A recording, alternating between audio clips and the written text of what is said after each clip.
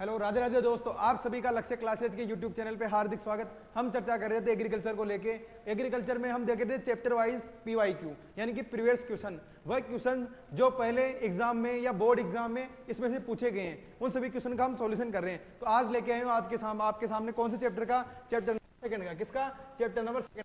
Chapter number first का करवा चुके हैं, उसके बोर्ड पीवाई की तुम्हारे आपके पास कंप्लीट वीडियो पड़ी हुई है, उसको देखो आप। उसमें से क्या है, उसमें से क्या लगेगा कि आपको पहले कैसे क्वेश्चन पूछे जा चुके हैं। और हम देख रहे हैं 2019 से लेके 2024 तक के। कब से? 2019 से लेके 2024 तक के बोर्ड पीवाई की। तो आज हम चर्चा करेंगे आगे इस चैप्टर को लेके। चैप्टर का नाम था जैविक खेती। क्या है बेटा? जैविक खेती। और कब से? 2019 से 2024 के पेपर। देखो मैंने पीछे वाले भी ऐड कर लिए, जो मुख्य क्वेश्चन थे ना, जो इस बार बन सकते हैं, उनको भी मैंने इस चैप्टर में ऐड किया है। देखो आगे फर्स्ट क्वेश्चन क्या कहता है? अरे फर्स्ट क्या कहता है? फर्स्ट क्वेश्चन ये कहता है कि सांद्रित खाद के कोई दो उदाहरण दीजिए। अरे खादें कितने प्रकार की होती है? अरे खादें कितने प्रकार की होती है? देखो आगे शुरू से क्या देख रहे हैं सर? जीवांश खाद। क्या है ये सांद्र कार्बनिक क्या है? खाद क्या है? एक जीवांश खाद। तो अपन क्या देखेंगे? हम देखेंगे पहले क्या देखेंगे? जीवांश खाद। क्या देखेंगे? जीवांश खाद। और जीवांश खाद कितने प्रकार की होती है? दो प्रकार की होती है। कितने प्रकार की होती है? दो प्रकार की होती है। देखो दो प्रकार की होती है। इसमें फर्स्ट क्या है? इसमें से फर्स्ट है स्थूल कार्बनिक खादें। कौन सी खादें? स्थूल कार्बनिक खादें। और एक कौन सी होती है? एक होती है बेटा सांद्र कार्बनिक खादें। एक होती है सांद्रित कार्बनिक खादें। कितने प्रकार की होती है? दो प्रकार की होती है सर, और दोनों आपने लिख दिए। ठीक है सर। जीवांश खाद। जीवांश खाद का होता है जिसमें क्या होता है? जीवों का अंश होता है। क्या होता है बेटा? जीवों का अंश होता है। वो कौन सी खाद कहलाती है? जीवांश खाद कहलाती है। तो ये किससे मिलकर बनाई है? जीव प्लस अंश से। अर्थात क्या रहेगा? जीवों का अंश। क्या हो रहेगा? अरे जीवों का अंश जिस खाद में रहेगा वह खाद क्या कहलाएगी? वह खाद कहलाएगी तुम्हारी कौन सी खाद? जीवांश खाद। आगे देखो ये क्या पूछ रहा है? ये क्वेश्चन पूछ रहा है तुम्हारे सांद्रित कार्बनिक खाद के कोई दो उदाहरण दीजिए। और देखो सांद्रित कार्बनिक खादें क्या होती है, परिभाषा यहां देख लो। स्थूल कार्बनिक खाद्य का मतलब क्या होता है? स्थूल कार्बनिक खाद्य का मतलब ये होता है वह खाद जिसके अंदर कार्बनिक पदार्थ की मात्रा क्या होती है? अधिक होती है, और पोषक तत्व की मात्रा क्या होती है? कम होती है। वो क्या कहलाती है? स्थूल कार्बनिक खादें। इसका उदाहरण क्या है सर? इसका उदाहरण बेटा जैसे गोबर की खाद, कंपोस्ट, वर्मी कंपोस्ट, ये कौन सी खादें हैं? ये है स्थूल कार्बनिक खादें। दूसरा क्या दे रखा है? सांद्रित कार्बनिक खादें। सांद्रित कार्बनिक खाद्यों का क्या मतलब होता है? उनका मतलब ये होता है कि वह खाद जिसके अंदर कार्बनिक पदार्थ की मात्रा तो क्या रहेगी? कम रहेगी, और पोषक तत्व की मात्रा क्या रहेगी? अधिक रहेगी। वह क्या कहलाएगी? सांद्रित कार्बनिक खादें। तो यहां पर क्या दे रखा है? सांद्रित कार्बनिक खादें। तो इसकी परिभाषा लिखो तुम्हारे को समझाने के लिए। बेटा पूछ तो क्या रहा है? सिर्फ उदाहरण पूछ रहा है, लेकिन अब परिभाषा भी लिख रहे हैं। तो लिखो ऐसी खाद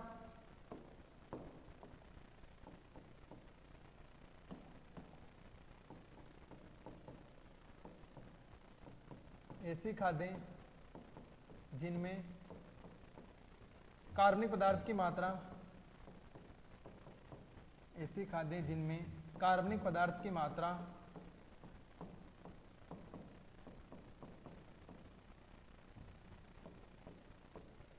अधिक व पोषक तत्व की मात्रा कम होती है। पोषक तत्व की मात्रा कम होती है, वह क्या कहलाती है बेटा? सांद्रित कार्बनिक खादें। अब सांद्रित कार्बनिक खादों का उदाहरण क्या रहेगा? तो देखो इनके उदाहरण में कौन सी आएगी? सांद्रित कार्बनिक खादें कौन सी रहेगी? जिनमें क्या रहेगा बेटा? पोषक तत्व की मात्रा क्या रहेगी? कम। और क्या रहेगा? कार्बनिक पदार्थ की मात्रा क्या रहेगी? अधिक। वो क्या कहलाएगी? सांद्रित कार्बनिक खादें। अब इसका उदाहरण देखो। इसमें उदाहरण में आता है, पहले तुम्हारे आता है कौन सी खाद? गोबर की खाद। कौन सी खाद? सांद्रित में नहीं आएगा बेटा। सांद्रित में आएगा कौन सा? इसमें लिखो मछली की खाद,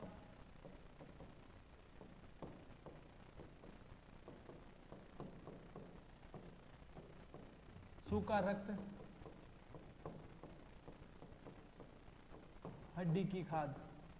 ये कौन सी खादें बेटा? ये कौन सी खादें हैं? ये इससे खादें हैं जो कौन सी खादें? सांद्रित कार्बनिक खादें। और दो कितने प्रकार की होती है? दो प्रकार की। कौन कौन सी? स्थूल और सांद्रित। ये उदाहरण तुम्हारे सामने आ गए। ठीक है, आगे देखो नेक्स्ट क्वेश्चन। नेक्स्ट क्या पूछ रहा है? हरी खाद के लिए प्रयोग किए जाने वाली चार फलीदार फसलें दलहनी फसलों के नाम लिखिए। अब हरी खाद क्या होती है? हरी खाद का मतलब ये होता है कि किसी भी फसल को हरी अवस्था के अंदर किसमें मिला देना? खेत में मिला देना। वो क्या कहलाती है? हरी खाद कहलाती है। तो देखो इसके प्रयोग पूछा चार फलीदार, यानी किस कौन सी फसलें पूछ रही है, दलहनी फसलें। कौन सी फसलें पूछ रहा है बेटा, दलहनी फसलों के नाम ही पूछ रहा है। लेकिन हम क्या करेंगे, दलहनी फसलों के नाम। अरे मेरे राजा एक काम और कर लेना साथ में, और क्या कर लेना, इसमें तो सिर्फ नाम पूछा गया है, तुम एक काम और कर लेना। और एक काम क्या करोगे, इनके साथ में क्या लिखोगे, इनके साथ में उनकी बीज दर भी लिख लेना। अरे इंपॉर्टेंट है मेरे राजा, इसलिए बता रहा हूं।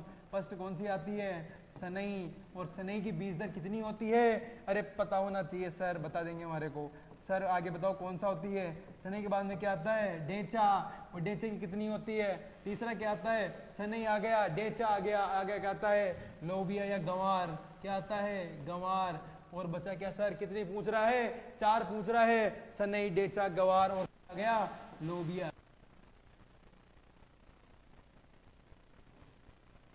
सर पूछा तो क्या था, क्वेश्चन तो यही था, आपको विशेषकर गौर करना है। क्वेश्चन क्या था, क्वेश्चन सिर्फ यही था कि दलहनी फसलों या हरी खाद के लिए जो प्रयोग किए जाने वाली कौन सी फसलें, चार फलीदार या दलहनी फसलों के नाम लिखो। हमने क्या लिखा, नाम तो लिख लिया, लेकिन एक्स्ट्रा क्या है सर, एक्स्ट्रा में ये दे रहे बेटा, इनकी बीज दर लिखवा दूंगा यहीं पे, क्या लिखवा दूंगा, बीज दर, ताकि तुम्हारे जो आपने हरी खाद में प्रयोग, अरे मुख्य क्या है, हरी खाद का अंदर पूछेगा ना तो पूछेगा हरी दार, देखो या तो पूछ लिया हरी खाद किसे कहते हैं, आगे आएगा, आगे क्वेश्चन आएगा कि हरी खाद किसे कहते हैं, हरी खाद के वांछित गुण लिखिए, वो सब आगे दे रखा है। अपने को सिर्फ यहाँ पर क्या देखना है, अपने को सिर्फ यहाँ पर एक चीज देखनी है कि फसलों के नाम देख लिए, हाँ सर ये हो गया। अब इसके साथ में क्या देख लो, बीज दर देख लो, क्या देख लो, बीज दर।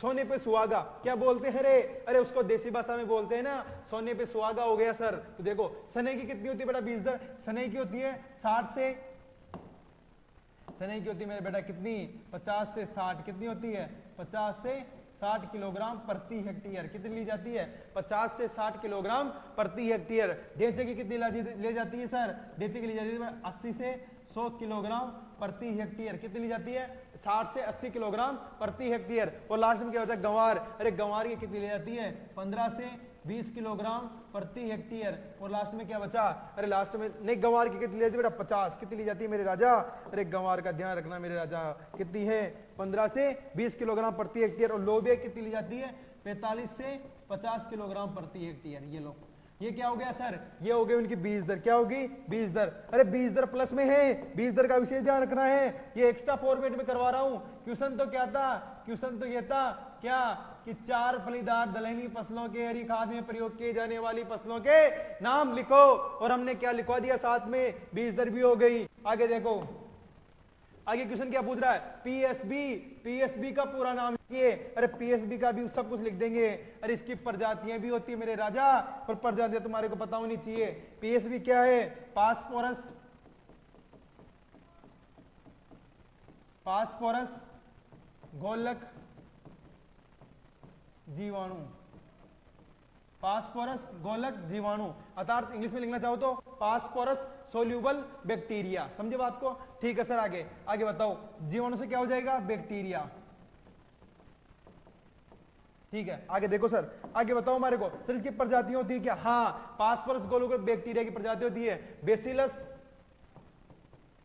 कौन सी प्रजाति होती है बेटा, बेसिलस, बेसिलस लगाओ, बेसिलस सूडोमोनास कर लो।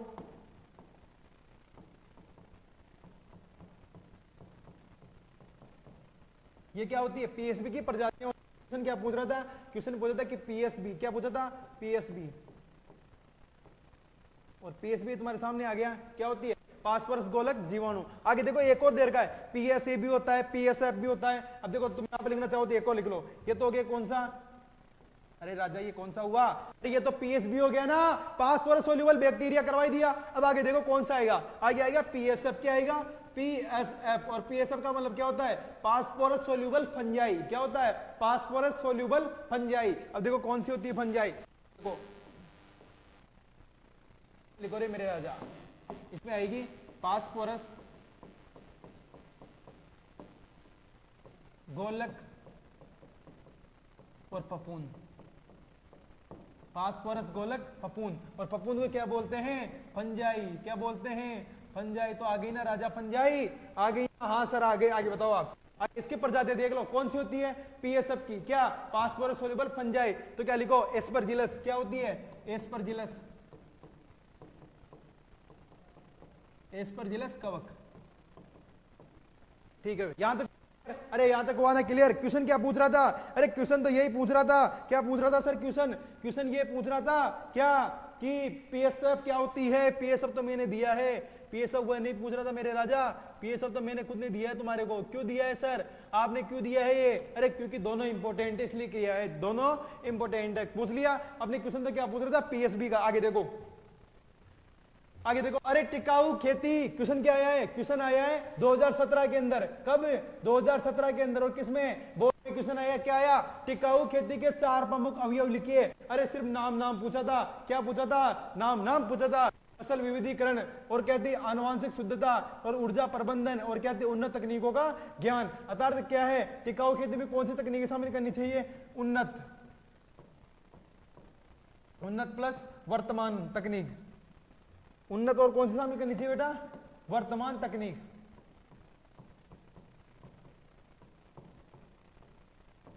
अरे टिकाऊ खेती का मतलब क्या होता है? टिकाऊ खेती का मतलब ये होता है कि किसी निश्चित क्षेत्र के अंदर की जाने वाली खेती क्या कहलाती है? टिकाऊ खेती कहलाती है। आगे देखो, ऊर्जा प्रबंधन करना ही चाहिए, क्योंकि क्या होता है? अरे इससे क्या होता है? टिकाऊ खेती से किसका निर्माण किया जाता है? जिसे बायोगैस का, बायोमास का, सौर ऊर्जा का, और ये सब किससे संबंधित है? ये सब किससे संबंधित? टिकाऊ खेती से संबंधित है। ठीक है। क्वेश्चन क्या पूछ रहा था? सिर्फ 4 प्रमुख अवयवों के नाम पूछ रहा था, और नाम तुम्हारे सामने आगे। फसल विविधीकरण, आनुवांशिक विविधता, ऊर्जा प्रबंधन, उन्नत तकनीकों का ज्ञान। आगे देखो नेक्स्ट क्या है? नेक्स्ट क्वेश्चन पूछ रहा है टिकाऊ खेती। क्या पूछ रहा है? टिकाऊ खेती किसे कहते हैं? टिकाऊ खेती किसे कहते हैं? टिकाऊ खेती की परिभाषा क्या है बेटा? टिकाऊ खेती की परिभाषा याद रखना बेटा। क्या है? ये कृषि पद्धति से क्या किया जाए? कृषि संसाधनों का इस प्रकार प्रबंधन किया जा सकता है क्या कि मानव जीवन के लिए, किसके लिए बेटा? मानव की आवश्यकताओं को पूरा कर सके, और क्या किया जा सके? पर्यावरण में सुधार किया जा सके। टिकाऊ खेती में कितनी चीजें शामिल की जाती है? टिकाऊ खेती के अंदर 2 चीजें शामिल की जाती है। एक तो की जाती है मानव की आवश्यकताएं। क्या की जाती है? मानव की आवश्यकताएं। और प्लस में क्या की जाती है? प्लस में की जाती है बेटा क्या? पर्यावरण सुधार। क्या किया जाता है? पर्यावरण सुधार। समझे बात को? दोनों चीजों को ध्यान में रखे कौन सी खेती पद्धति अपनाई जाती है? दोनों को ध्यान में रखे कौन सी खेती अपनाई जाती है? टिकाऊ खेती। कौन सी खेती बेटा? टिकाऊ खेती। क्या सुधार उसकी गिरावट न आए? किसमें गिरावट नहीं आनी चाहिए? मानव की आवश्यकताओं में और पर्यावरण के अंदर कोई नुकसान पहुंचे नहीं पहुंचे, वो कौन सी खेती कहलाती है बेटा? टिकाऊ खेती कहलाती है। और क्या गिरावट नहीं आए और प्राकृतिक संसाधनों की रक्षा हो सके, वो क्या कहलाती है? टिकाऊ खेती कहलाती है। ये पहले क्वेश्चन पूछा गया है टिकाऊ खेती का। हर बार आप बोर्ड का पेपर उठा के देख सकते हो। एक ना सिंगल क्वेश्चन मिलता है, चाहे ऑब्जेक्टिव में से मिले, चाहे रिक्त स्थान में मिले, चाहे लघुत्तरार्थ में मिले, चाहे अति लघुत्तरार्थ में मिले। ठीक है बेटा। आगे देखो नेक्स्ट, टिकाऊ खेती की परिभाषा बताई थी। क्या चीजें शामिल की जाती है? कृषि संसाधनों की ऐसी एक तकनीक जिसके अंदर क्या किया जाता है? पर्यावरण की सुरक्षा और मानव की आवश्यकताओं की पूर्ति। मानव की आवश्यकताओं की पूर्ति।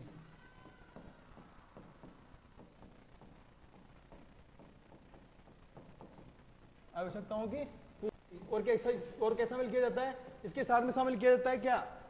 इसके साथ में शामिल किया जाता है पर्यावरण। क्या किया जाता है? पर्यावरण में किसी भी प्रकार की गिरावट नहीं आनी चाहिए। वो कौन सी खेती कहलाती है? टिकाऊ खेती कहलाती है। और तुम्हारे को इसके पहले परिभाषा बता चुके हैं। हो गया? ठीक है। आगे देखो क्या पूछ रहा है? कंपोस्टिंग। क्या पूछ रहा है? कंपोस्टिंग किसे कहते हैं? कंपोस्टिंग एक जैव रासायनिक प्रक्रिया है। क्या बेटा? कंपोस्टिंग एक जैव रासायनिक प्रक्रिया है जिसमें वायवीय व अवायवीय जीवाणुओं का क्या किया जाता है? प्रयोग किया जाता है। और वो कौन सी विधि कहलाती है बेटा? कंपोस्टिंग विधि कहलाती है। देखो जैव रासायनिक प्रक्रिया है जिसमें किसका? वायवीय तथा अवायवीय। समझे बात को? जीवाणु कार्बनिक पदार्थों को विघटित करके बारीक खाद बनाते हैं। ये पूर्ण रूप से सड़ा हुआ कार्बनिक पदार्थ क्या कहलाता है? कंपोस्ट कहलाता है। क्या करते हैं बेटा अंदर? कंपोस्टिंग के अंदर क्या करते हैं? इसके अंदर 2 जीवाणु कार्य करते हैं। कौन से जीवाणु कार्य करते हैं बेटा? 2 जीवाणु कार्य करते हैं। और वो कौन से होते हैं? एक तो होता है वायवीय। कौन सा होता है बेटा? वायवीय व अवायवीय। ये दोनों जीवाणु क्या करते हैं? अरे ये दोनों जीवाणु एक काम करते हैं। और क्या कौन सी खाद का निर्माण करते हैं? ये खाद का निर्माण करते हैं। कौन सी? कार्बनिक खाद का। वायवीय व अवायवीय। समझ में आई बात? अरे समझ में आई क्या बात? यहाँ पर क्या पूछ रहा है? कंपोस्टिंग जैव रासायनिक प्रक्रिया है जिसमें क्या? वायवीय अवायवीय कार्बनिक पदार्थों को विघटित करके बारीक खाद का निर्माण करते हुए क्या कहलाती है? कंपोस्टिंग कहलाती है। आगे देखो नेक्स्ट क्या है? नेक्स्ट क्वेश्चन देखो, नेक्स्ट क्वेश्चन क्या कह रहा है, हरी खाद किसे कहते हैं, हरी खाद किसे कहते हैं, हरी खाद की परिभाषा बतानी है भाई साहब। अब हरी खाद क्या है, दलहनी अथवा अदलहनी फसलों को, मैंने बताया था दलहनी अथवा अदलहनी फसलों को मृदा में किसकी मात्रा बढ़ाने के लिए, जीवांश पदार्थ और पोषक तत्व, किसकी बेटा, जीवांश पदार्थ और पोषक तत्व की मात्रा बढ़ाने के लिए उनकी हरी अवस्था में, कौन सी अवस्था में बेटा, हरी अवस्था में किसमें मिला देना, मृदा में मिला देना, और वो क्या कहलाता है, हरी खाद कहलाती है। देखो ऐसा परिभाषा, अब देखो ये बुक, ये किताब वाली परिभाषा तुम्हारी जो बुक में दे रखी ना, वो वाली परिभाषा ये है। देखो, दलहनी अथवा अदलहनी फसलों में जीवांश पदार्थ एवं पोषक तत्वों की मात्रा बढ़ाने के उद्देश्य से खेत में जुताई की प्रक्रिया को क्या कहते हैं, हरी खाद कहते हैं। समझिए बात का, किसकी मात्रा बढ़ाएंगे, पोषक तत्व की और जीवांश मात्रा की, जीवांश पदार्थों की मात्रा बढ़ाने के लिए। ठीक है सर, यहां तक हो गया। आगे देखो, आगे क्वेश्चन है PRVY, इसकी पूरा नाम होता है बेटा PKVY। क्या होता है ये, प्रिंटिंग मिस्टेक। क्या बेटा, प्रिंटिंग मिस्टेक। प्रिंटिंग मिस्टेक हो सकती है, मानव है, मानव एक गलतियों का पुतला है, गलती हो सकती है कोई सी भी। समझे बात को, समझे बात को। हाँ सर, आगे बताओ।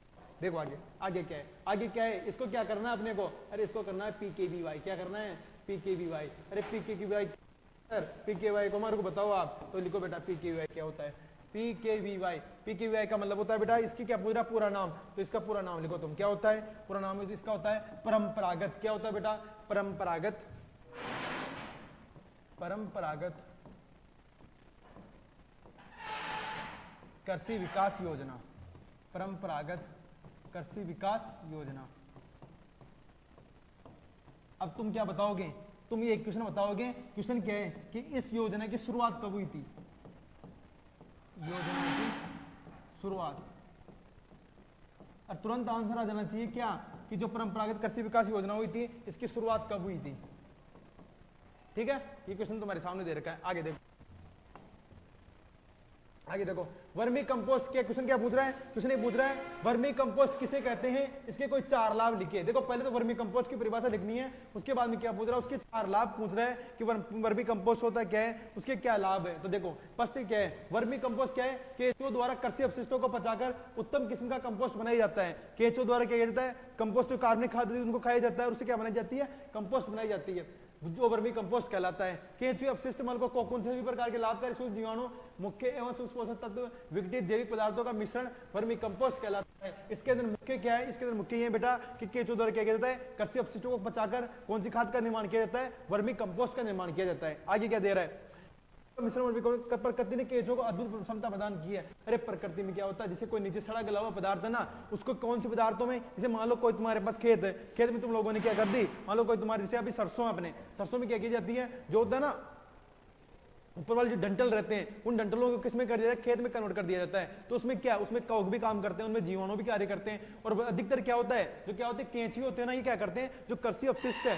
उनको पचाकर किसमें परिवर्तित कर देते हैं, खाद या कंपोस्ट के अंदर परिवर्तित कर देते हैं, और वो क्या कहलाती है बेटा, वर्मी कंपोस्ट कहलाती है। ठीक है सर, आगे बताओ आप। देखो इसके लाभ, परिभाषा तुम्हारे सामने आएगी। इसके लाभ, लाभ में क्या है, वर्मी कंपोस्ट से मृदा की जलधारण क्षमता बढ़ जाती है, बिल्कुल साफ। भूमि का कटाव बढ़ता है, भूमि का कटाव रुकता है। अरे मेरे राजा रुकता है कैसे, क्या कि जैसे मान लो केंचुए अंदर गति करेंगे। केंचुए कितने प्रकार के होते हैं, केंचुए 3 प्रकार के होते हैं, एपिजिक, इंडोजिक और डायोजिक। क्या होते हैं, एपिजिक, इंडोजिक और डायोजिक। अरे सर ये केंचुए होते क्या है, अरे अपनी देसी भाषा में एक शब्द चलता है, और देसी भाषा में क्या बोलते हैं, अरे जो गंडोले होते हैं ना गाँव के अंदर, उनको क्या बोलते हैं, अरे उन्हीं को तो केंचुआ बोलते हैं। ठीक है सर, केंचुआ, हमारे को पता ही नहीं था आप केंचुआ केंचुआ कर रहे थे, हम तो बहुत देर से जानने की कोशिश कर रहे थे। हाँ देखो आगे, वर्मी कंपोस्ट के उपयोग से मृदा की जलधारण क्षमता बढ़ती है। कैसे बढ़ती है सर, अरे जैसे जैसे मान लो केंचुए अंदर जाएंगे मृदा के, तो मृदा का खोखलापन बढ़ेगा, और खोखलापन बढ़ेगा तो किसकी जलधारण क्षमता बढ़ेगी या नहीं बढ़ेगी, जलधारण क्षमता भी बढ़ेगी, और साथ में क्या बढ़ेगा, वायु संचार भी बढ़ेगा। क्या बढ़ेगा, वायु संचार भी बढ़ेगा। ठीक है सर, जलधारण क्षमता बढ़ गई। ठीक है, भूमि का कटाव रुकता है। कैसे रुकता है, अरे सर मान लो कहीं कोगले कर रही है तो भूमि का कटाव रुकेगा। कैसे रुकेगा सर, आगे बताओ आप हमारे को। वर्मी कंपोस्ट में एक्टिनोमाइसिटीज की मात्रा देसी खाद की तुलना में 8 गुना अधिक होने से फसलों में रोग प्रतिरोधकता बढ़ती है। अरे माँ क्या करेंगे, वर्मी कंपोस्ट में एक्टिनोमाइसिटीज की मात्रा कितनी बढ़ जाती है, अरे जो नॉर्मल खाद उत्पादन होता है ना, उससे कितना गुना, अरे उससे 8 गुना। कितने गुना बेटा, 8 गुना अधिक होने से फसलों में रोग प्रतिरोधक क्षमता बढ़ती है। आगे क्या है, वर्मी कंपोस्ट के उपयोग से खेत में ह्यूमस की मात्रा बढ़ती है। ऑब्वियसली बढ़ेगा इसे, क्योंकि किसका विच्छेदन हो रहा है, कार्बनिक पदार्थों का। किसका विच्छेदन हो रहा है, कार्बनिक पदार्थों का। ओके सर, आगे बताओ। वर्मी कंपोस्ट के उपयोग से खेत से खरपतवार दीमक का प्रकोप कम होता है। अरे और रहेगा ऐसे ही ना, क्यों? क्योंकि एक तो आप मान लो नॉर्मल खाद का प्रयोग करो, अरे जैसे गोबर की, अरे तुम समझो शुरू से क्या, जैसे मान लो गोबर की खाद तुम लोगों ने खेत में प्रयोग में डाली, तो गोबर की खाद डाली तो उसमें खरपतवार चले गए। सर कैसे चले गए? अरे मान लो किसी गाय ने गाजर घास खाई, तो गाजर घास उसकी गोबर निकलेगा, उसमें वापस गाजर घास आएगी, उसके बीज रहेंगे और वो बीज कहां चले जाएंगे? वापस खेत में चले जाएंगे, और उससे क्या होगा? वापस खेत में खरपतवार और दीमक का प्रकोप हो जाएगा। लेकिन वर्मी कंपोस्ट में ऐसा नहीं है, क्योंकि केचुए किसको नहीं खाते हैं? केचुए किसी बीज को नहीं खाते हैं, और बीज से क्या निकलेगा? कोकून निकलेगा। भाई साहब इतना बुरा कचरा बना देगा उनका कि बीज की क्षमता ही नहीं रहेगी अंकुरण की। तो क्या है वर्मी कंपोस्ट, किसके उपयोग से बेटा खरपतवार दीमक का प्रकोप क्या होता है? कम होता है। आगे देखो नेक्स्ट क्वेश्चन क्या है। नेक्स्ट क्वेश्चन पूछ रहा है हरी खाद को परिभाषित कीजिए, हरी खाद के कोई 4 वांछित गुण लिखिए। देखो क्वेश्चन पूछा गया है तुम्हारे, कितने नंबर की परिभाषा, कितने नंबर का परिभाषा था? 1 नंबर की। कितने नंबर की? और 2 गुण कितने पूछे? 4। और कितने नंबर के? 2 नंबर के। ठीक है बेटा, आगे देखो। हरी खाद दलहनी अथवा दलहनी फसलों को कौन सी अवस्था में? हरी अवस्था में मृदा में मिला दिया जाता है, जिससे क्या बढ़ती है?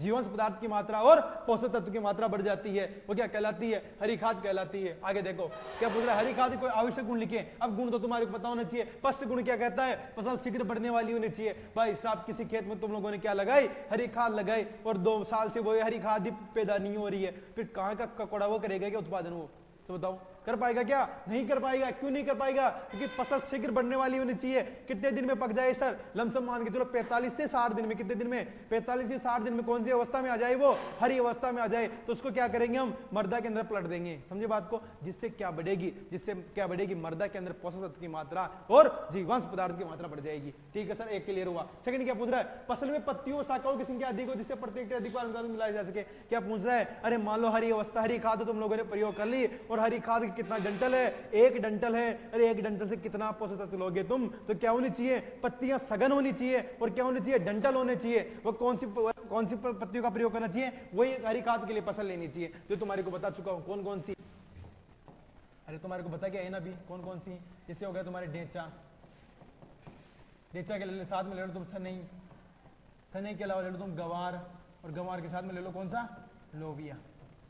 इनमें क्या होती है? पत्तियां भी सघन होती है और डंटल भी सघन होते हैं। अगला देखो, फसल के वानस्पतिक भाग मुलायम हो ताकि वो आसानी से सड़ जाए। अरे एक तो तुम लोगों ने क्या करा, वो खेत में गन्ना जाके डाल दो। भाई साहब वो गन्ना 2 साल तक नहीं सड़ेगा खेत में। तो कौन सी फसल लेनी चाहिए? वैसी फसल लेनी चाहिए जो क्या करे? जल्दी से मृदा के अंदर घुल जाए। अब जैसे तुम डालोगे ना सनैया ढेंचा, तो सनैया ढेंचा महीने भर या 45 दिन में क्या हो जाएगी? उसके कार्बनिक पदार्थ विच्छेदन कर देंगे। ठीक है बेटा, आगे देखो। आगे क्वेश्चन क्या है?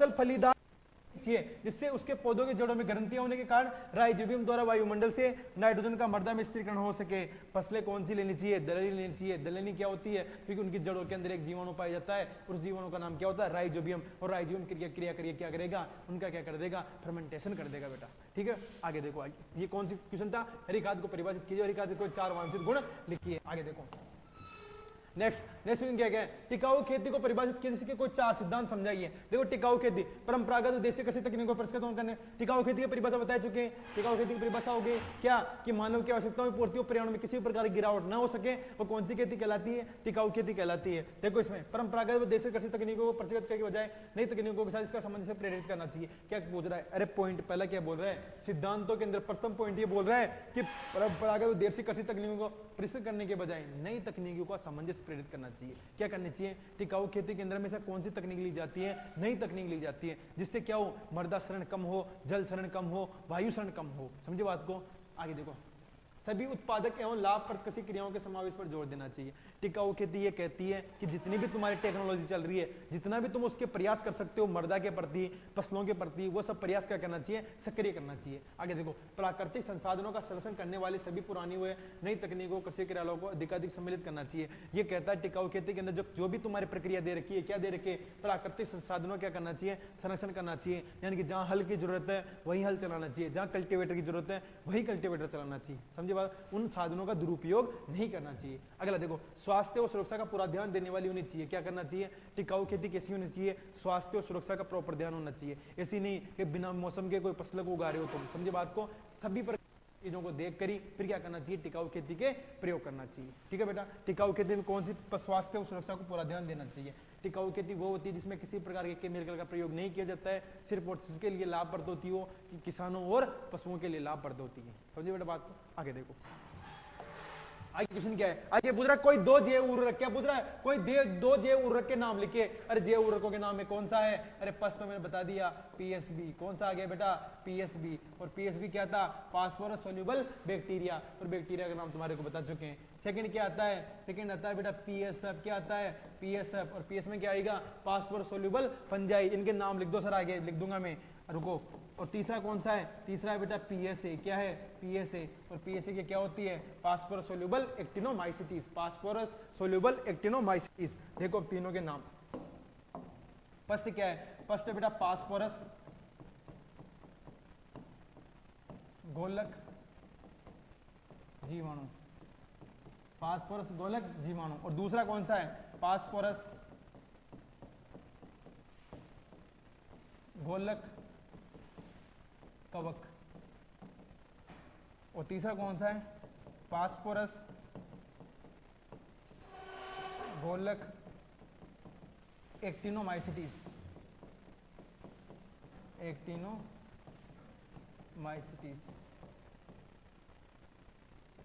ठीक है, ये हो गए तुम्हारे सामने तीनों, ठीक है ना बेटा। ये कौन से जीवाणु है, दो जैव उर्वरकों के नाम लिखने हैं, और एक्टिनोमाइसिटीज सकते हो, ऊपर वालों को तो बता दिया मैंने तुम्हारे उदाहरण, इसका कर लेना स्ट्रेप्टोमाइसिटीज, क्या होता है स्ट्रेप्टोमाइसिटीज।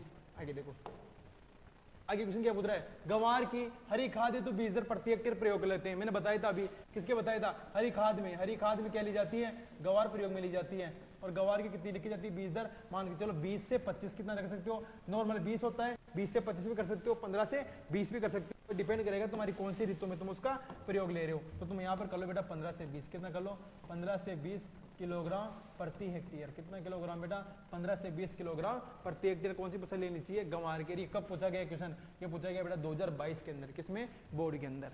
आगे देखो, गोबर की खाद की बनाने की ट्रेंच विधि, कौन सी विधि बेटा, ट्रेंच विधि का वर्णन कीजिए। और क्या पूछ रहा है ट्रेंच विधि के बारे में, ट्रेंच विधि के सबसे मुख्य पॉइंट क्या है कि इसके तीन चीजें रखी जाती है बेटा, क्या रखी जाती है, वस्तु की जगह रखी जाती है बेटा क्या, अरे इसकी लंबाई कितनी रखी जाती है, लंबाई, चौड़ाई, और क्या रखी जाती है, गहराई। ट्रेंच विधि के अंदर जो लंबाई रखी जाती है बेटा वो कितनी रखी जाती है, 6 मीटर, कितना मीटर बेटा, 6 मीटर। और लंबाई क्या, जैसे पशु की संख्या अधिक रहेगी तो आप लंबाई और चौड़ाई बढ़ा सकते हो, लेकिन क्या नहीं बढ़ा सकते, गहराई नहीं बढ़ा सकते हो। तो चौड़ाई कितनी रखेंगे, 1.5 मीटर, कितनी रखेंगे 1.5 मीटर, और आगे क्या है, गहराई, ये कितने रहेंगे 1 मीटर। समझे बात को, यहाँ तक समझे बात, ठीक है सर आगे बताओ। ट्रेंच की लंबाई बढ़ाई जा सकती है परंतु गहराई नहीं बढ़ाते, समझे बात को। 6 मीटर, 1.5 मीटर और 1 मीटर ट्रेंच की खाई या नाली बनाई जाती है। गहराई बढ़ाई जा सकती है, लेकिन गहराई बढ़ाई जा सकती है, लंबाई चौड़ाई बढ़ा सकते हैं, लेकिन क्या नहीं बढ़ा सकते, गहराई नहीं बढ़ा सकते। आगे देखो, इस विधि में बिछावन मलमूत्र आदि को गड्ढे के आधे भाग में भरते हैं। जब गड्ढे का आधा भाग भरते भरते भूतल से आधा मीटर ऊंचा आ जाता है, तो क्या करते थे, गोलाकार या डोम आकार के ऊपर क्या बना देते हैं, गोबर तथा मिट्टी के मिश्रण से लेप कर देते हैं, और आधा भाग गड्ढे पे भाग को पूरे इस प्रकार लेप कर देते हैं। समझे बात को। पशु का क्या भरेंगे, इसके अंदर दो चीजें भरी जाती है, एक तो क्या बजाते हैं, बिछावन मल मूत्र आदि से गड्ढे के आधे भाग को भरते हैं, और जब गड्ढे का आधा भाग भरते भरते क्या हो जाए, भूतल से कितना मीटर आ जाएगा बेटा, आधा मीटर, कितना मीटर बेटा, आधा मीटर, भूतल से ना, भूतल से कितना मीटर, आधा मीटर, आधा मीटर कहां आ जाएगा, ऊपर आ जाएगा। तब उसको क्या करेंगे, गोलाकार या डोम आकार का होता है ना, उसका रूप दे देंगे, किसका, गोलाकार या डोम आकार का रूप दे देते हैं। ठीक है, ये किसमें किया जाता है बेटा, गोबर खाद बनाने की ट्रेंच विधि में। कौन सी विधि में, आगे देखो, कंपोस्ट खाद बनाने की बेंगलोर विधि, कौन सी विधि बेटा, बेंगलोर विधि। और बेंगलोर विधि विकसित किसने की थी, और ये तो विकसित की थी किसने, अरे ये विकसित की थी राजा किसने, ये विकसित की थी अपने कौन से आचार्य ने, अरे ये विकसित की थी सीएन आचार्य ने। किसने की थी, सीएन आचार्य ने। और कहां से की थी, ये की थी इंस्टीट्यूट ऑफ प्लांट न्यूट्रिशन, कहां से की थी, institute of science, Indian institute of science, कहां पर, बेंगलोर से। कब की थी, किसने की थी, सीएन आचार्य ने। एक अवायवीय विधि है जिसमें क्या करते हैं, अरे शहरी में जो खाद बनाने की विधि वो कौन सी प्रयोग में ली जाती है, अरे कंपोस्टिंग या बेंगलोर विधि। कंपोस्ट बनाने की कौन सी विधि, बेंगलोर विधि। वह क्या होती है, अवायवीय विधि होती है। इसमें क्या करता है, ऑक्सीजन के संपर्क में नहीं आते हैं, और जैसे अपने मलमूत्र होता है ना, शहर का कूड़ा करकट, उन सबको एक बॉक्स के अंदर भरा जाता है, और उससे कौन सी खाद बनाई जाती है, उनसे कौन सी खाद बनाई जाती है, कंपोस्ट खाद बनाई जाती है। इसमें क्या देखो, इस विधि का प्रयोग शहरी क्षेत्रों में खाद बनाने के लिए किया जाता है। इस विधि की मुख्य विशेषता है कि इसके अंदर खाद की पलटाई नहीं की जा सकती। ऐसे करेंगे जब क्या रहेगी, अवायवीय, किसी प्रकार का ऑक्सीजन का प्रवेश नहीं हो पा रहा है, वो कौन सी विधि है, अवायवीय विधि है। और कौन सी विधि है, इसमें अंदर खाद की पलटाई नहीं की है। इस विधि से खाद तैयार करने में सर्वप्रथम खाइयां ये क्या बनाई जाती है, ट्रेंच तैयार की जाती है। और ट्रेंच की तली क्या होती है, 8 से 10 मोटी अवशेष पदार्थों की एक तरह बिछाई जाती है। उसके ऊपर मानव की विष्ठा कितनी मोटी, 2 इंच मोटी बिछाते हैं। इसके बाद उसको 2-2.5 सेंटीमीटर मिट्टी की परत से ढककर गोबर से हैं। इस विधि में इंदौर विधि की अपेक्षा क्या लगता है, श्रम की आवश्यकता कम रहती है। क्यों होती है, क्योंकि इंदौर विधि में क्या करना पड़ता है, कंपोस्ट को क्या करना, बार बार पलटना पड़ता है। इसमें किसी प्रकार की पलटने का खर्चा नहीं आता है। आगे देखो, इस विधि में पूर्ण खाद की मात्रा इंदौर विधि से आप तो होती है, क्योंकि उसके अंदर क्या होता है, फर्मेंटेशन करना पड़ता है, यानी कि उसको बार बार आने को 30-15 दिन के अंदर क्या करना पड़ता है, पलटना पड़ता है। और जबकि क्या बेंगलोर विधि के अंदर ऐसा कोई सिस्टम नहीं है। बेंगलोर विधि के अंदर क्या करना पड़ता है, एक बार भर दिया बॉक्स के अंदर तो उसको भरे रहने दो, और फिर वापस बनने के बाद कंप्यूटर के बाद क्या कर लो, बाहर निकाल लो। और वो खाद कौन सी कहलाएगी बेटा, बेंगलोर विधि के द्वारा कौन सी खाद तैयार की जाती है, कंपोस्ट तैयार की जाती है। आगे देखो, आगे क्या पूछ रहा है, आगे पूछ रहा है सहजीवी जीवाणु है, सहजीवी जीवाणु है। और कौन कौन से हैं, सहजीवी का मतलब सिम्बायोटिक। सहजीवी नाइट्रोजन को 3 समूह में विभक्त किया गया है। कितने समूहों में, 3 समूहों में। कौन कौन सी, दलहनी फसलों के साथ कौन से जीवाणु कार्य करते हैं, राइजोबियम बैक्टीरिया। क्या करते हैं बेटा, राइजोबियम। दलहनी जो फसलें होती है उनकी जो जड़ें होती हैं, उन जीवाणु में कौन सा जीवाणु कार्य करता है, राइजोबियम। क्या करता है, राइजोबियम। और ये क्या करता है, नाइट्रोजन स्थिरीकरण। क्या करता है, नाइट्रोजन स्थिरीकरण। देखो आगे क्या पूछ रहा है कि दलहनी फसलों के अलावा पौधों के साथ सहजीवी एसिटोबैक्टर, उदाहरण एजोस्पाइरिलम। कौन कौन सा बेटा, एसिटोबैक्टर और एजोस्पाइरिलम। एजोलाफाना के साथ कौन सा है, एनाबिना। कौन सा है, एनाबिना मुक्त जीवी। एनाबिना का प्रयोग किसमें किया जाता है, अरे ये तो लिया जाता है बेटा, एनोबिना क्या है, माइकोराइजा। क्या है, माइकोराइजा। और माइकोराइजा किसमें प्रयोग लिया जाता है, ये लेता है बेटा धान के अंदर। किसमें लिया जाता है, धान के अंदर। और ये क्या है, एजोस्पाइरिलम किसमें प्रयोग में लेते हैं, ये लेते हैं जवार, गन्ना आदि में। और एसिटोबैक्टर ये ले जाता है गेहूं के अंदर। इसके अंदर, गेहूं के अंदर, गेहूं के अलावा जो। ठीक है बेटा, ये समझ में है। यहाँ पे ये कौन से जीवाणु है, ये सहजीवी, जो कि फसलों और क्या कवकों के बीच में क्या बना के रखते हैं, सहजीवी संबंध बना के रखते हैं। आगे देखो, आगे क्या पूछ रहा है, आगे पूछ रहा है भारत में प्रमाणित कृषि, जैविक कृषि को समझाइए। जो प्रमाणित जैविक कृषि का मतलब ये जो वर्तमान के अंदर जो तकनीकी अपनाई जा रही है, उसका क्वेश्चन पूछा गया है कि भारत में प्रमाणित जैविक कृषि को समझाइए। अब देखो, प्रमाणित जैविक कृषि जैविक खेती को सुचारू रूप से पारदर्शी उपभोक्ताओं से जोड़ने के लिए दुनिया भर में नियम कायदे बनाए, जिससे कि उपभोक्ताओं को प्रमाणिक रूप से जैविक उत्पाद मिल सके। अब जैविक खाद क्या है बेटा, आजकल क्या हो गया, सभी प्रकार के केमिकल्स प्रयोग में लेने लग गए। तो आजकल क्या हो गया, जैसे मान लो अपने चलता है जो कौन से ग्रीन हाउस और पॉली हाउस होते हैं ना, इनमें क्या किया जाता है, जैविक सब्जी उत्पादन किया जाता है। और जैविक सब्जी की जो उत्पादन होता है उसमें किसी प्रकार का केमिकल का प्रयोग नहीं लिया जा सकता है, किसी प्रकार का कोई रसायन का प्रयोग नहीं किया जा सकता है। सिर्फ क्या करते हैं, उसमें जैविक खाद, कंपोस्ट, वर्मी कंपोस्ट का प्रयोग किया जाता है। और क्या की जाती है, सब्जी उत्पादन की जाती है। उनकी जो रेट होती है वो सामान्य जो अपने है ना सब्जी, उससे क्या होती है, अधिक होती है। समझे बात, क्यों, क्योंकि उसमें किसी केमिकल का प्रयोग नहीं करते। आगे देखो, प्रमाणित जैविक कृषि में जैविक शब्द एक लेबलिंग नामक है जो ये दर्शाता है कि मान्यता प्राप्त संसाधनों के द्वारा जैविक कृषि के स्वीकृत फसल उत्पादन अथवा प्रसंस्करण प्रणाली संबंधित निर्धारित मानकों उत्पादनकर्ता द्वारा पूरी तरह से पालन किया गया है। अरे जैविक खेती के ऊपर बहुत सारे संस्थान बनाए गए हैं, और वो संस्थान क्या कर रहे हैं, उसके नियम मापदंड के अनुसार खेती की जानी चाहिए। यानी कि मान लो किसी भी खेत के तुम लोग जैविक खेत बनाना चाहते हो तो उसके लिए क्या करना पड़ेगा, उसके लिए पहले तुम राष्ट्रीय जैविक खेती केंद्र है गाजियाबाद यूपी के अंदर, वहां तुमको रजिस्टर कराना पड़ेगा। रजिस्टर होने के बाद वहां से टीम आएगी जांच करने। 2 साल तक तुम लोगों को क्या करना पड़ेगा, खेत को बंजर करना पड़ेगा। क्यों, क्योंकि पहले तुम लोगों ने क्या प्रयोग कर चुके हो, केमिकल का प्रयोग कर चुके हो। 2 साल बाद में वापस उदासीन अवस्था में अंदर आएगा, फिर उसमें क्या करोगे, तुम फसल लगाओगे और फिर उसमें क्या करोगे, जैविक खाद का प्रयोग करोगे। ये सब मापदंड निर्धारण कौन करता है, ये ना मापदंड निर्धारण करता है बेटा कौन, जैविक खेती संस्थान केंद्र। क्या करता है, जैविक खेती संस्थान केंद्र। अर्थात तुम्हारे एक क्वेश्चन यहां पर लिख लो, क्या क्वेश्चन लिखोगे, क्वेश्चन देखो, क्वेश्चन के अंदर क्या है, क्वेश्चन के अंदर ये है कि राजस्थान भारत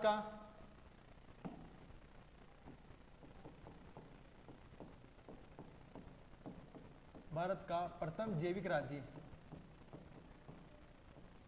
भारत का प्रथम जैविक राज्य, और वह जैविक राज्य कौन सा है, और पूछ ले कि राजस्थान का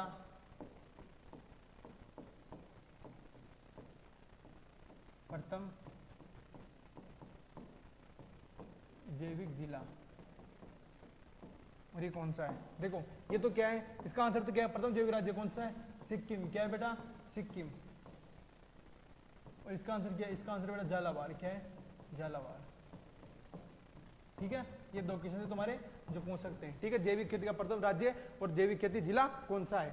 ठीक है बेटा, आज की क्लास को यही विराम देते हैं। हमारी क्लास आज थी जैविक खेती के चैप्टर में क्वेश्चन संबंधित, ये तुम्हारे क्वेश्चन करवा चुके हैं। अगली क्वेश्चन आएगी तुम्हारी जो 5 चैप्टर नंबर 3 है सिंचाई, उसके क्वेश्चन लेके आऊंगा पहले वाले। क्लास अच्छी लगी हो तो लाइक करे, सब्सक्राइब करे और अपने दोस्तों तक शेयर करे। 15 चैप्टर 13 14 15 चैप्टर तुम्हारे 15 के 15 चैप्टर का मैं यहाँ पर सोल्यूशन करा दूंगा। ठीक है बेटा, पहले वाले जो बोर्ड में क्वेश्चन पूछे गए उन सभी क्वेश्चन का। आज के लिए इतना ही, धन्यवाद। स्वस्थ रहें, मस्त रहें और देखते रहें। और किसी भी प्रकार का आपको डाउट लगे, कोई भी चैप्टर हो चाहे कोई भी सब्जेक्ट हो, आप कमेंट कर सकते हैं। हमारी टीम कमेंट को, प्रत्येक कमेंट को देखती है और उसका रिप्लाई करती है कि किसी प्रकार कोई डाउट बच्चों के नहीं रहना चाहिए। ठीक है, ओके, थैंक यू, धन्यवाद।